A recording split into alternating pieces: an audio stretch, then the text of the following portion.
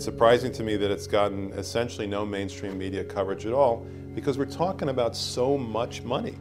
The Federal Reserve is the black hole in American democracy. All we have to say is, what do they have to hide? The Federal Reserve had a responsibility to provide oversight for the conduct of banks.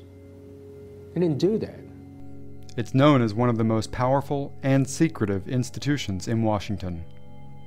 And now, President Obama wants to hand the Federal Reserve even more power. I am proposing that the Federal Reserve be granted new authority and accountability for regulating bank holding companies and other large firms that pose a risk to the entire economy in the event of failure. The president's plan to make the Fed the systemic risk regulator has raised eyebrows on Capitol Hill.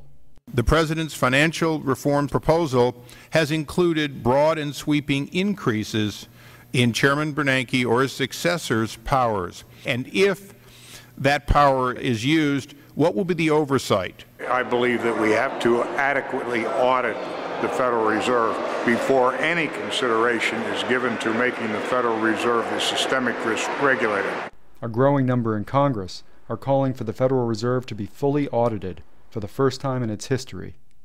It's a movement that started with one Washington outsider, whose ideas have largely been ignored by the mainstream of both political parties. Texas Congressman Ron Paul. He's been trying to audit the Federal Reserve for years without success. But in the last few months, his bill to open up the Fed's books has spawned a rare bipartisan coalition of more than 250 co-sponsors, a majority of the House of Representatives. The best answer I have about defending my bill is asking a question: why not? My concern about the legislation is that if the GAO is auditing not only the operational aspects of our programs and the details of the programs, but is making judgments about our policy decisions, that would effectively be a takeover of monetary policy by the Congress, a repudiation of the independence of the Federal Reserve, which would be highly destructive to the stability of the financial system, the dollar, and our national economic situation.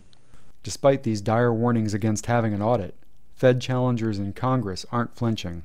This is a situation where the Federal Reserve is out of control. Since September, it's been doing things it never did before in its history.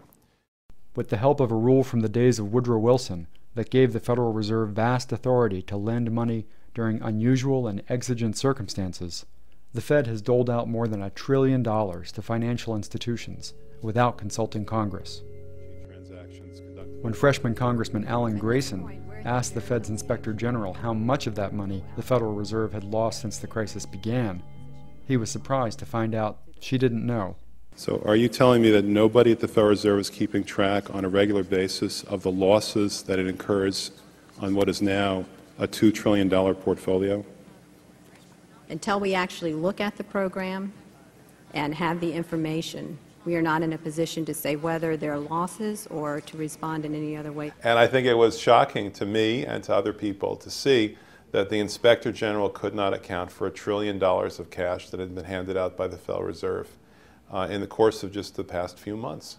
So Grayson began rallying his fellow Democrats to support Ron Paul's bill and call for more oversight of the Federal Reserve. The fact is that the American people want to know more of the secrets of the temple, as the book was before you were born.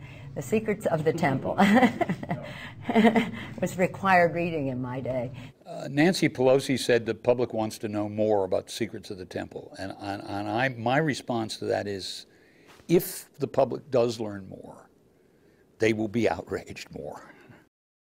Journalist and author William Greider says the Fed's darkest secrets are conflicts of interest stemming from its deep ties to the financial elite. The Federal Reserve, from its origins, is very, very close to the biggest banks and financial houses in the country. Always has been and always has governed with that in mind. The Fed has refused to release the names of all the banks it's given money to, but some of the names that have leaked out have caused concern. And as stories emerge of how the banks got their money, some are questioning the Fed's close relationship with Wall Street. One example that I think is particularly dubious: Jamie Dimon, CEO of J.P. Morgan Chase, is involved in the bailout of Bear Stearns. If that firm failed, one of the people who loses first is J.P. Morgan Chase.